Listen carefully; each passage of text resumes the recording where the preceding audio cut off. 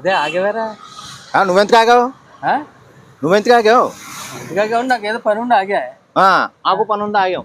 పోతానన్నవాడు పోవాలి, మరి ఎందుకు ఆగావు అంటున్నా. పోతున్నాం లేకపోతే ఇంటి చుట్టూ తిరుగుతాం అనుకున్నామండి. ఏటి మనుషులు మాట్లాడితేనే ఏడు సేవలో కానీ ఆ చత్తిగడి గడ్డి అయినాకి వెళ్ళాడంటే దోలకి. ఏది ఏమో తింటలేదంట, రోజు తవరేస్తున్నారు కదా. నిన్ను మా అక్క చేసుకున్న పాపానికే దిగబెడదామని చెప్పేసి ఎప్పుడు 20 సంవత్సరాల క్రితం ఇంటికి తీసుకొచ్చావు.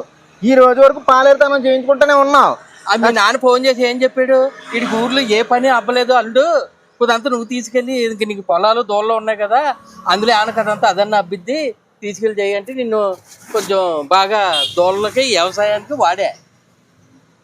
కనీసం ఇంత వయసు వచ్చింది, నీ కొడుకులు వాళ్ళు పెళ్ళిడికి వచ్చారు, నాకు పెళ్లి చేయాలని జ్ఞానం కూడా లేదు నీకు. ఏది ఏమో జాబ్ ఉండి వెనకాల ఏమన్నా ఆస్తిపాస్తులు ఉండి ఏదన్నా దారి ఉంటే ఎవడైనా పిల్లనిస్తాడు, నీకెవడిస్తాడు పిల్లల్ని? మరి గడ్డి దోలగడ గడ్డి వేయించి పేరకాలు ఎత్తించు, మరి ఇచ్చేస్తారు మరి పిల్లల్ని. సరే నీ బట్టలు ఏమో అక్కడ వదిలేసి ఆడిది ప్యాంటు షర్ట్ వేసుకొచ్చేవే మా వాడిది. మరి ఏం చేయను? నువ్వు ఇచ్చిన బట్టలు అదే ఇచ్చిందేమో చిరిగిపోయిన లింగి పంచింది, అదే ఆ బొక్కలు గాలి బొక్కలు వేసిన పనీలును ఇంకేమున్నాయి. కొడితే పగిలిపోతుంది. వ్యవసాయానికి దోలకడ పని చేసుకోవడానికి తిరిగిపోయి మామూలు బట్టలు కాకపోతే, లేకపోతే నీకు పట్టు పంచిని పట్టు పాత్రలు ఇస్తారా? అందుకే నీ చిన్న కొడుకు బట్టలు వేసుకుని వచ్చాను. ఈసారి ఈ బట్టలు చూసైనా సరే ఎవరన్నా లైన్లో పడుతుందేమని చెప్పేసి నువ్వు పెళ్ళి ఎలాగ చెయ్యవు, నేనన్నా లైన్లో పెట్టుకుని నేనన్నా చేసుకుంటాను. మరి నీకు పెళ్లి కావాలి అవునా? అంతేనా? సరే నువ్వు వెళ్ళి దోలకు పచ్చగడ్డేసి చైన్ గడికి వెళ్ళి కూలీలు పురమాయిం చేసి నువ్వు ఇంటికి వచ్చి రెడీ అవ్వు.